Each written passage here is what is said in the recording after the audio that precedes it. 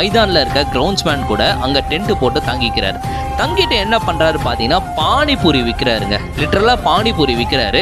ஏன்னா வாழ்க்கையை ஓட்டுறதுக்கு வேறு வழியே தெரியல. காலையில் வந்து பார்த்தீங்கன்னா கிரிக்கெட் ப்ராக்டிஸ் போவார், ஈவினிங் வந்து பானிபூரி விற்றுட்ருக்காரு. இந்த மாதிரி தான் தன் வாழ்க்கை வந்து ஃபுல்லாக போயிட்டே இருக்குது.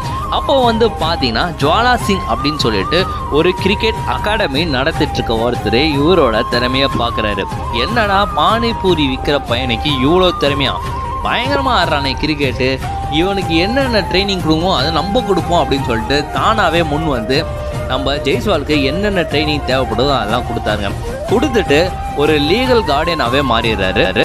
அதுக்கப்புறம் ஜெய்ஸ்வால் தன்னுடைய திறமையை காமிக்க பிசிசிஐயும் அதை ரெக்கக்னைஸ் பண்ணி இவரை வந்து அண்டர் 19 வேர்ல்டு கப்பில் எடுத்துக்கிட்டாங்க. அவர் அங்கே போய் நல்லா ப்ளே பண்ணி அதுக்கப்புறம் இந்தியன் டீம்லேயும் செலக்ட் ஆகி பயங்கரமாக வெல்த்து கட்டினாருங்க. இதுலேருந்து நம்ம என்ன தெரிஞ்சுக்கணும் பார்த்தீங்கன்னா, நம்ம